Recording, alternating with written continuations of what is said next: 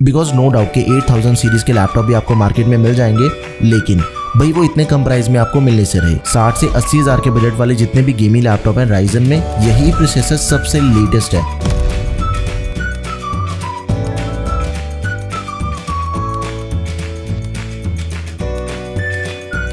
भाई इस वीडियो को बनाने का सिर्फ एक ही मकसद है, एंड वो मकसद आपने देखी हुई है। इतने ज्यादा कमेंट्स आ रहे थे, आपने तो कमेंट सेक्शन भर ही दिया कि ASUS TUF का रिव्यू चाहिए। 60,000 में गेमिंग लैपटॉप खरीदना है तो कौन सा खरीदना चाहिए, ASUS TUF को बाय करें या फिर नहीं करें। वैसे एक चीज पहली बार अपने चैनल पे हो रही है कि लैपटॉप का रिव्यू आने से पहले इसकी कंपैरिजन वीडियो लाइव हो चुकी है। अगर नहीं देखी तो भाई इस वीडियो को देखने के बाद, इसका रिव्यू देखने के बाद आपने ये कंपैरिजन जरूर चेक करना है। इसका लिंक मैं डिस्क्रिप्शन बॉक्स में ऐड कर दूंगा। बिकॉज जिस प्राइस पे हमें लैपटॉप मिलता है विच इज 60,000 रुपीज, तो दो ही ऐसे लैपटॉप हैं जिनकी गेमिंग परफॉर्मेंस एकदम ही टक्कर की है, एंड उन्हीं दोनों को कंपेयर किया है तो आपका डिसीजन मेकिंग ज्यादा बढ़िया रहेगा। वैसे ASUS TUF की बात करें तो देखो इसके अंदर हमें दो मॉडल मिलते हैं, with and without MS office, and दोनों का प्राइस आपके सामने। दोनों की प्राइसिंग में फ्लक्चुएशन होती रहती है, 1-2 हज़ार रुपए ऊपर नीचे आपको इसका प्राइस मिल जाएगा। अगर आपने लेटेस्ट प्राइसेस चेक करने के आज की डेट में लैपटॉप हमें कितने का पड़ेगा, क्या डिस्काउंट चल रहा है, कुछ ऑफर्स हैं या फिर नहीं है, वो चीज आपको प्रोडक्ट टैब एंड डिस्क्रिप्शन में लिंक्स मैंने ऐड कर दिए, वहां से आप चेक कर सकते हो। अब ये चीज माइंड के अंदर आती है कि भाई ऑनलाइन कहां से लेना है, उसके तो लिंक मैंने ऐड कर दिए प्रोडक्ट टैब में भी एंड डिस्क्रिप्शन बॉक्स में भी। लेकिन अगर मुझे ये लैपटॉप ऑफलाइन लेना है तो कहाँ मुझे सबसे बेस्ट प्राइस मिलेगा एंड साथ ही बढ़िया डिस्काउंट कहाँ पे मिलेगा, तो भाई लुधियाना में क्रिएटिव लैपटॉप पॉइंट है, यहाँ से आप लैपटॉप बाय करो। सिर्फ यही लैपटॉप नहीं बल्कि अगर आपको इसके अलावा दूसरे किसी भी बजट के अंदर लैपटॉप बाय करना है, आपने कोई भी लैपटॉप खरीदना है, किसी भी ब्रांड का आपको लैपटॉप चाहिए, सब कुछ आपको एक ही जगह पर मिल जाएगा। एंड अगर आप मेरी वीडियो देख के कॉल कर रहे हो, स्टोर को विजिट कर रहे हो, फिर भी बताना जरूर कि टेकम की वीडियो देख के आए हो, आपको स्पेशल डिस्काउंट और मिलेगा।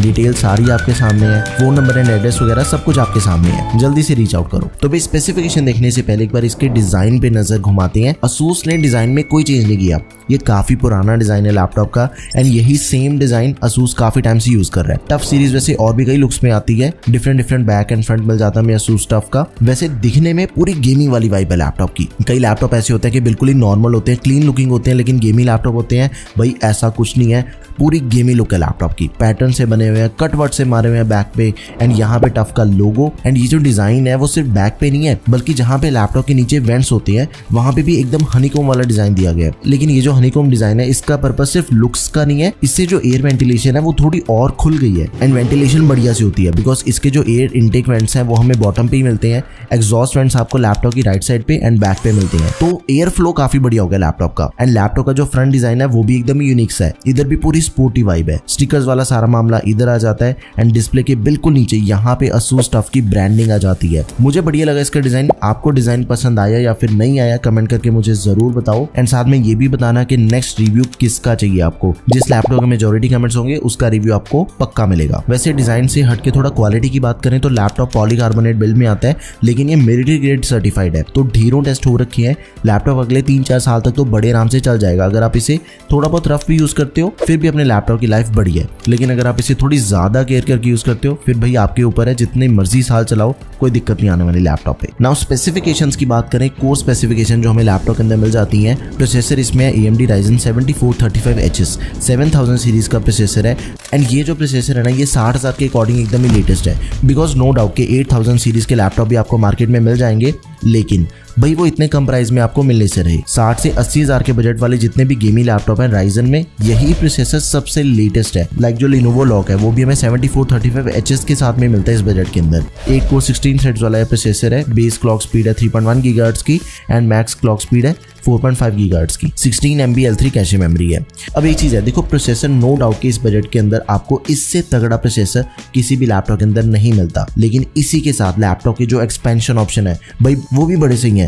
मतलब एक तो आपको पहले से DDR5 रैम दे रखी है 4800 MHz वाली, ये बहुत ही बढ़िया किया ASUS ने। नहीं तो कई ब्रांड्स के गेमिंग लैपटॉप आपको इस बजट के अंदर भी DDR4 रैम दे रहे हैं। 16 GB की रैम है इसके अंदर, एंड भाई इसकी रैम को आप 64 GB तक एक्सपैंड कर सकते हो। मतलब जितनी मर्जी रैम डाल लो यार इसमें, इससे ज्यादा तो भाई किसी को चाहिए भी नहीं होती। And to be very honest, अगर आपको 64 GB रैम से भी ज्यादा चाहिए ना, फिर भाई लैपटॉप छोड़ दो, आपको कस्टम PC बनवाना चाहिए फिर तो। SSD इसके अंदर हमें सैमसंग की मिल जाती है। इसके कंपोनेंट्स की क्वालिटी काफी बड़ी है। 512 GB की Gen 4 SSD है, एंड ये भी एक्सपेंडेबल है, तो एक्सपेंशन के टाइम पे भी Gen 4 इंस्टॉल कर लेना, परफॉर्मेंस स्मूथ मिलेगी आपको। नाउ डिस्प्ले, तो भाई गेमिंग लैपटॉप की बेसिक रिक्वायरमेंट होती है कि 144 हर्ट्ज का रिफ्रेश रेट होना ही चाहिए। एंड जो टेकम के रेगुलर व्यूअर्स हैं उन्हें तो ये चीज पक्का पता होगी, बिकॉज हर एक गेमिंग लैपटॉप की वीडियो के अंदर मैं आपको ये चीज बताता हूँ कि क्या क्या चीजें गेमिंग लैपटॉप के अंदर इंपॉर्टेंट होती है। इसके अंदर भी हमें 144 हर्ट्ज का रिफ्रेश रेट दिया गया है, अडेप्टर सिंक के साथ मिलता है एंड स्टैंडर्ड साइज है 15.6 इंचेस का। Full HD IPS anti glare display है, मतलब कि एकदम ही परफेक्ट डिस्प्ले इस बजट के अकॉर्डिंग। डिस्प्ले के कलर्स एकदम ही ब्राइट है, एडिटिंग करने में कोई दिक्कत नहीं आने वाली,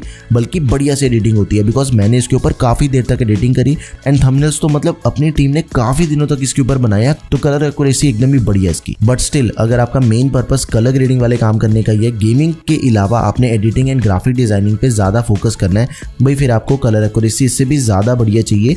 100% sRGB वाला आप एक्सटर्नल मॉनिटर लगा लेना, बिकॉज इसके अंदर हमें 100% sRGB वाली डिस्प्ले नहीं मिलती, 62% है। नॉर्मल काम हो जाएंगे कलर ग्रेडिंग वाले, बट अगर आपका मेन फोकस ही कलर ग्रेडिंग या फिर कलर से रिलेटेड है, आप कलर के साथ खेलना चाहते हो, फिर 100% sRGB वाली डिस्प्ले होनी चाहिए। देखो जैसे गेमिंग लैपटॉप की डिस्प्ले में 144 हर्ट्ज का रिफ्रेश रेट इंपॉर्टेंट होता है, वैसे ही ग्राफिक कार्ड भी प्राइस के अकॉर्डिंग होना चाहिए, ये भी मोस्ट इंपॉर्टेंट है। 60,000 रुपीज में हमने सिर्फ और सिर्फ RTX 3050 पे फोकस करना है। 50 सीरीज के ग्राफिक कार्ड जब आएंगे ना, देखो स्टार्टिंग के अंदर बहुत ही ज्यादा एक्सपेंसिव होगा मामला, एंड उसके बाद जो 40 सीरीज के ग्राफिक कार्ड है वो 60,000 रुपए के अंदर दिखने के कोई आसार नहीं अभी तो, ठीक है। तो इस बजट के अकॉर्डिंग 3050 इज परफेक्ट। बस ये गलती नहीं करनी भाई, 2050 बाय मत कर लेना, अपने पैर पे फिर खुद ही कुल्हाड़ी मार लोगे। सस्ता जीपीयू भाई क्यों लेंगे इस बजट के अंदर। जैसे इसका जीपीयू परफेक्ट है, 4GB VRAM, RTX 3050, TGP 75 watts है। बाकी ये जीपीयू परफॉर्म कैसा करते हैं, इसकी परफॉर्मेंस कैसी है, वो हम आगे डिटेल के अंदर चेक करेंगे। एंड यू नो भाई कि गेमिंग लैपटॉप के अंदर MS ऑफिस देखने को कम मिलता है, लेकिन इसके अंदर तो आ ही रहा है, वो भी लाइफ टाइम वैलिडिटी के साथ में। लेकिन एक बहुत ही स्पेशल चीज है कि एंटीवायरस भी आपको मिल जाएगा, एंड वो भी पूरे 1 साल के लिए। MS ऑफिस का तो देखो बंदे जुगाड़ करके इधर उधर से चला लेते हैं, लेकिन एंटीवायरस बहुत इंपॉर्टेंट है। एंड स्पेशली जब हम नया लैपटॉप लेते हैं, इट्स गुड कि हमें पहले से ही उसके अंदर मिल रहा है। नाउ परफॉर्मेंस एंड बेंचमार्क्स को चेक करें तो देखो सबसे पहले मैंने रन किया Cinebench R23, जिसमें मेनली CPU की परफॉर्मेंस चेक होती है, CPU की रेंडरिंग परफॉर्मेंस भी। सिंगल कोर में 1472 एंड मल्टी कोर देख के तो दिल खुश हो गया, ऑलमोस्ट 14,000 ही है। एंड जो Cinebench R24 है उसके भी स्कोर्स आप चेक कर सकते हो। इसके बाद 3D Mark जो कि सिस्टम की ओवरऑल परफॉर्मेंस कंप्लीट चेक करता है, वो भी आपके सामने वीडियो पॉज करके उसे भी चेक कर सकते हो। ये जो नंबर्स है ये हायर साइड पे है, वैसे ये स्पेशली जीपीयू के लिए होता है, जीपीयू की रेंडरिंग परफॉर्मेंस का आइडिया सा लग जाता है इसमें। एंड जितने भी अपने normal daily day to day task हैं उन सभी के लिए PC Mark 10 होता है, उसके भी स्कोर्स एकदम ही बढ़िया है। देखो ये जो सारे स्कोर्स हैं उनको देख के ये चीज तो कंफर्म होगी कि लैपटॉप के अंदर जान तो है, लेकिन भाई इसका गेम प्ले कैसा है, इसका एडिटिंग का टेस्ट करके देखते हैं कि एक्चुअल में लैपटॉप की परफॉर्मेंस हमें कैसी मिलती है, रियल लाइफ परफॉर्मेंस। तो भाई गेमिंग की बात करें तो सबसे पहले मैंने टेस्ट करी है GTA 5 full HD very high setting पे, वीसिंग ऑफ करके 160-170 FPS मिल रहे हैं, मतलब इसी के बीच में वेरी कर रहे थे मोस्टली। एंड एक और चीज है, देखो वेरी हाई सेटिंग के ऊपर इतना स्मूथ गेम प्ले मिल रहा है, तो फिर ऑब्वियसली बाकी सभी इससे जो लो सेटिंग है उस पर तो बढ़िया चलती है अपनी game. Low and medium setting पे टेस्ट करने का कोई मतलब ही नहीं बनता। GTA 5 के अंदर कोई दिक्कत नहीं आएगी, बढ़िया चलती है गेम। लेकिन Cyberpunk, Far Cry 6 and God of War, इन तीनों का मैंने एकदम ही एक्सट्रीम सेटिंग के ऊपर एक एक चीज टेस्ट करी है। God of War जब खेली तो देखो हाई प्रीसेट DLSS अल्ट्रा पे बड़े आराम से 70-80 FPS मिल रहे हैं हमें। आप खुद ही देख सकते हो कोई फ्रेम ड्रॉप्स नहीं है, गेम प्ले एकदम ही स्मूथ चल रहा है। सेम सेटिंग DLSS ऑफ कर दिया, 50 से 55 FPS मिल रहे हैं। यहाँ पे गेम प्ले इतना स्मूथ नहीं है, प्लेएबल तो है, देखो गेम तो चल रही है, लेकिन वो मजे वाली बात नहीं रही इस टाइम फिर। और अल्ट्रा सेटिंग पे DLSS ऑफ करने पे भी सेम सीन है, 40 से 50 FPS निकाल रहा है ये। लेकिन जैसे DLSS अल्ट्रा पे किया, अल्ट्रा प्रीसेट पे भी कांस्टेंट 55 से 60 FPS हमें मिल रहे हैं। तो ओवरऑल जो God of War का गेम प्ले है वो स्मूथ रहा। एंड बाकियों का भी कुछ सेम ऐसा ही सीन है। Cyberpunk टेस्ट करी, उसके बाद full HD high setting, vsync off, ray tracing off, DLSS ultra पे था, तब ये गेम एकदम ही स्मूथली चल रही है, 70 से 75 FPS मिल रहे हैं। सेम सेटिंग के ऊपर जब मैंने DLSS ऑफ कर दिया, 35-45 FPS, मतलब कि गेम खेल के मजा ही नहीं आ रहा। उसके बाद DLSS भी अल्ट्रा पे एंड रे ट्रेसिंग भी साइको पे कर दिया, 40 से 50 FPS मिल रहे हैं, गेम चल रही है अपनी। एंड लास्ट में मैंने टेस्ट किया भाई हाईएस्ट सेटिंग के ऊपर, vsync off, ray tracing, psycho, DLSS ultra पे 40 से 45 FPS मिल रहे हैं, मतलब गेम तो अपनी चल रही है, वो मजा नहीं आ रहा गेम खेल के। लेकिन जैसे ही मैंने DLSS ऑफ कर दिया भाई, अनेबल टू प्ले, लैग इतना मिल रहा था, 10 से 20 FPS मिल रहे हैं, बिल्कुल अपनी गेम चल ही नहीं रही यहाँ पे तो। एंड ये सेम चीज मुझे Far Cry 6 के अंदर भी देखने को मिलती है, high setting, graphic quality high, vsync off करने पे 100-110 FPS मिल रहे हैं। एंड उसके बाद जब मैंने FSR ऑफ कर दिया, फिर 90-100 FPS मिल रहे हैं। एंड अल्ट्रा सेटिंग के भी स्कोर आपके सामने है, 70-80 FPS मिल रहे हैं वीसिंग ऑफ करने के बाद, लेकिन FSR अल्ट्रा पे है एंड जैसे ही उसे ऑफ किया फिर 50 to 60 FPS मिल रहे हैं। अब देखो ओवरऑल जो गेम प्ले है उसका ऐसा सीन है कि लैपटॉप पे जो हैवी गेम्स है ना उनको अगर हम एकदम एक्सट्रीम सेटिंग पे खेलते हैं फिर तो मजा ही नहीं आता, लेकिन जो सेकंड बेस्ट ऑप्शन है जब भी आप हाई सेटिंग के ऊपर गेम खेल रहे हो ना फिर एकदम ही स्मूथ गेम प्ले है, कोई दिक्कत नहीं आएगी उसमें। एंड जनरली आप कौन सी गेम सबसे ज्यादा खेलते हो ये चीज मुझे कमेंट सेक्शन में जरूर बताओ, या इसके अलावा अगर आपने किसी गेम का टेस्ट देखना है वो चीज भी कमेंट कर दो, मैं अपने नेक्स्ट रिव्यू के अंदर उसे कवर कर दूंगा। गेमिंग के बाद भी मैंने टेस्ट करी एडिटिंग का कुछ सिंपल सा सीन है। देखो एडिटिंग परफॉर्मेंस ना प्रोजेक्ट के ऊपर बहुत ही ज्यादा डिपेंडेंट होती है। अगर तो प्रोजेक्ट आपका लॉन्ग ड्यूरेशन वाला है, 10-12 मिनट का 4K प्रोजेक्ट आप बना रहे हो ना, एडिट कर रहे हो, उसमें अगर लेयर्स कम यूज हो रही हैं, आई वुड से कि बेसिक से मीडियम लेवल तक की एडिटिंग कर लोगे इस लैपटॉप पे, कोई दिक्कत नहीं आती उसमें। लेकिन जो हैवी एडिटिंग है, अगर आपने भाई लेयर्स कैसे पहाड़ से बनाने, After Effects and Premiere Pro इकट्ठा यूज करना आपने, फिर भाई मैं रिकमेंड ही नहीं करूंगा आपको। ये टाइमलाइन फिर स्मूथ ही नहीं रहती। एंड ग्राफिक डिजाइनिंग के लिए तो बढ़िया चीज है।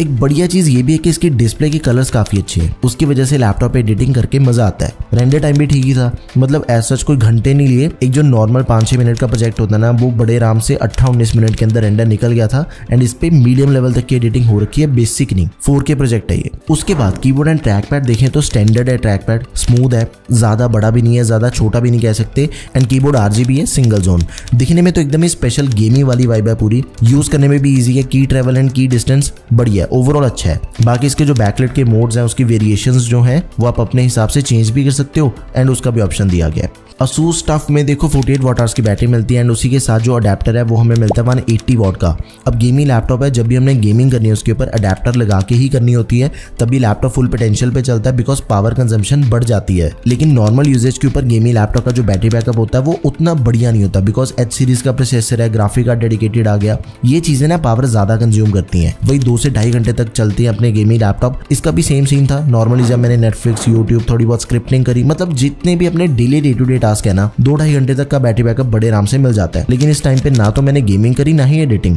ओके एंड आफ्टर दैट देखो लैपटॉप की जो वायर्ड एंड वायरलेस कनेक्टिविटी है दोनों एकदम ही परफेक्ट है। Wi-Fi 6 दिया गया ब्लूटूथ के 5.3 वर्जन के साथ, तो फास्ट कनेक्शन होता है एंड कनेक्टिविटी में कोई कनेक्शन लॉस भी नहीं मिलता हमें। एंड जो पोर्ट्स मिल जाती हैं वो सारी हैं इसके अंदर। एक जो इसके अंदर में टाइप सी मिल जाती है वो 3.2 Gen 2 है, लेकिन फुली फीचर्ड है, display, charging and data transfer तीनों को सपोर्ट करती है। आफ्टर दैट ईथरनेट भी पोर्ट दे रखी है इसके अंदर, HDMI 2.1 भी मिल जाती है। एंड इसकी जो टाइप A पोर्ट्स हैं वो सारी 3.2 Gen 1 टाइप A पोर्ट्स हैं। राइट साइड पे हमें केंसिंगटन लॉक मिल जाता है एंड उसी के साथ एक टाइप A पोर्ट दे रखी है। ओवरऑल कनेक्टिविटी वाइज परफेक्ट है अपना लैपटॉप। अब इसकी सॉफ्टवेयर सपोर्ट पे नजर घुमाते हैं तो देखो आर्मरी क्रेट में जाके लैपटॉप के डिफरेंट मोड्स को हम सिलेक्ट कर सकते हैं। अगर थोड़ा अपने लाइट काम करना है यहीं पे फिर हम साइलेंट मोड सिलेक्ट कर सकते हैं, और अगर गेमिंग करनी है फिर टर्बो सिलेक्ट कर लो, जिससे अपना लैपटॉप मैक्सिमम रिसोर्सेज यूज करता है, परफॉर्मेंस बढ़िया मिलती है। फिर मग स्विच की सेटिंग भी हम यहीं से चेंज कर सकते हैं। अल्टीमेट सिलेक्ट करोगे तो डेडिकेटेड GPU मोड में चला जाएगा अपना लैपटॉप, एंड स्टैंडर्ड रखते हैं तो लैपटॉप ऑटोमेटिकली मोड चेंज करता रहता है।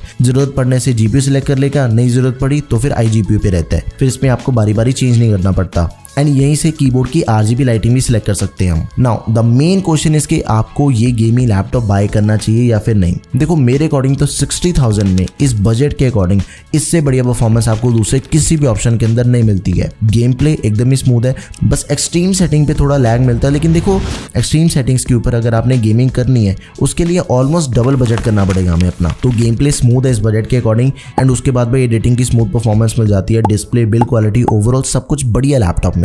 बिंदास होकर बाय करो, कोई टेंशन नहीं है। ओवर हीटिंग का कोई इशू नहीं है, थर्मल्स एकदम ही बढ़िया है इसके। लेकिन आपको ये लैपटॉप कैसा लगा वो चीज मुझे आपने कमेंट सेक्शन में जरूर बतानी है। एंड इसके बाद जल्दी से आपके लिए बहुत ही स्पेशल लैपटॉप का रिव्यू आ रहा है, चैनल को सब्सक्राइब कर लो, स्टे ट्यून्ड, उसकी टेस्टिंग चल रही है अभी। एंड अगर आपने भी किसी स्पेसिफिक लैपटॉप का रिव्यू देखना है, do let me know in the comment section. That's all for this video guys, thank you for watching the video, peace out.